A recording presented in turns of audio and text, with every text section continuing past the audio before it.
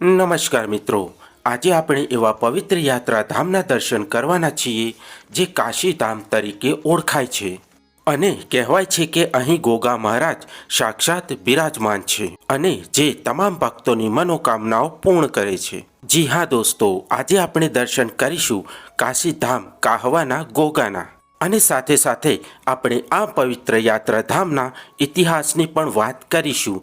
તો મિત્રો, વિડીયો પૂરેપૂરો જોજો જેથી આ મંદિરને લગતી તમામ માહિતી તમને મળતી રહે।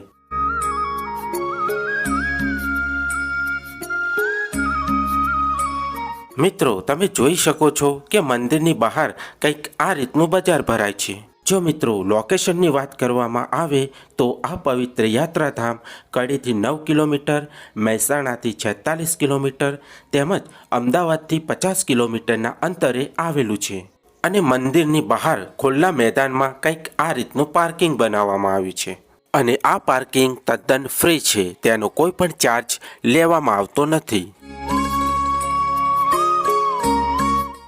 મિત્રો, અહીં નિઃશુલ્ક ભોજનાલયની પણ સગવડ કરવામાં આવી છે।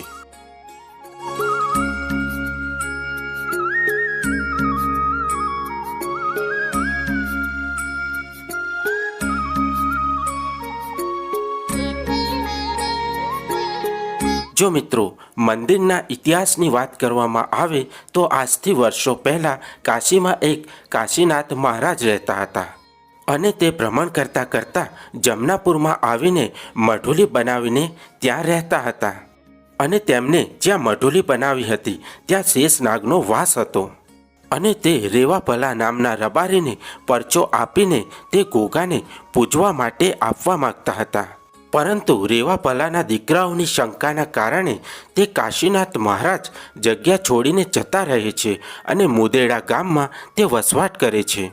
ત્યારબાદ સંવત 1300ની સાલમાં આસો વદ અમાસ દિવાળીના દિવસે કાશીનાથ મહારાજ મુદેડાની ભૂમિ પર જીવન સમાધિ લઈ લે છે। સમાધિ પહેલાં મહારાજે કહેલું કે જો રેવાભલાએ મને મળવું હોય તો તે મને સિદ્ધપુરમાં આવીને મળે। મિત્રો, તમે પણ દર્શન કરો ગોગા મહારાજના। જય ગોગા।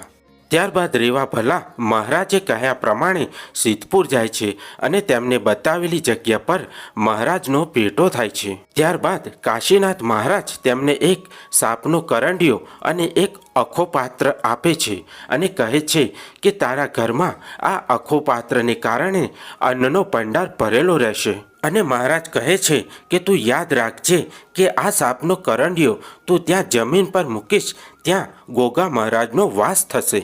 પછી તો રેવાભલા ત્યાંથી નીકળી પડે છે અને રસ્તામાં થાક લાગતા તે દાહોદ ગામમાં રોકાય છે અને તે કરંડિયો જમીન પર મૂકતાની સાથે જ ત્યાં ગોગા મહારાજનું સ્થાનક થઈ જાય છે। ત્યારબાદ રેવાભલા ટુંડાલી આવે છે અને ત્યાં પણ ગોગા મહારાજના બેસણા થાય છે। થોડા વર્ષો વીત્યા પછી રેવાભલાના વંશજો ઉચાળો લઈને કાસવા ગામમાં આવે છે અને ત્યાં ગોગા મહારાજની પ્રાણ પ્રતિષ્ઠા કરે છે અને અત્યારે હાલમાં ત્યાં ભવ્યથી ભવ્ય મંદિર બનાવવામાં આવ્યું છે। તો મિત્રો, આ હતો કાહવાના ગોગાનો ઇતિહાસ।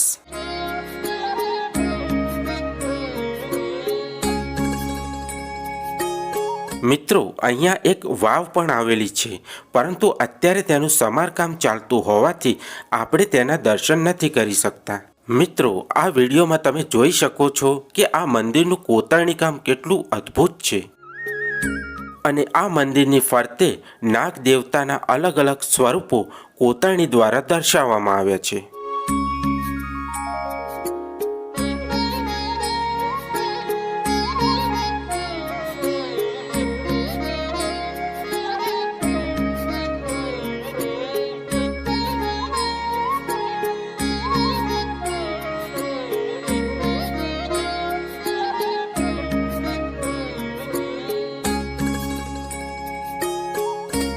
જો મિત્રો તમને અમારા વિડીયો ગમતા હોય તો અમારી ચેનલને સબસ્ક્રાઈબ કરો, વિડીયોને તમારા મિત્રો સાથે શેર કરો અને લાઈક કરો જેથી આવા અવનવા વિડીયો અમે તમારા માટે લાવતા રહીએ।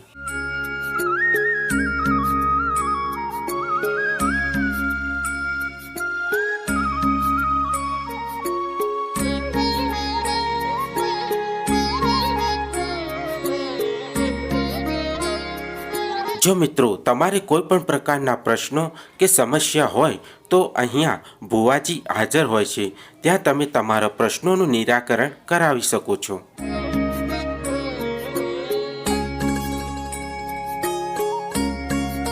મિત્રો અહીં તમે ગમે ત્યારે આવો તો તમને અહીં સરસ મજાની ચાનો પ્રસાદ મળી રહેશે, જે તમે ગ્રહણ કરવાનું ભૂલતા નહીં.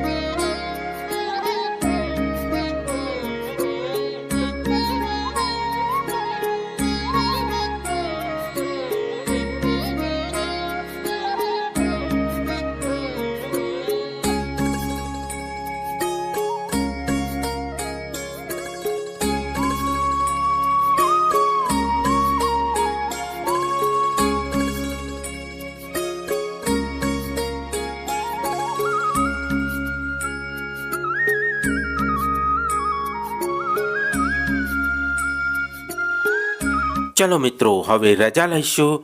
જય જય ગરવી ગુજરાત, વંદે માતરમ.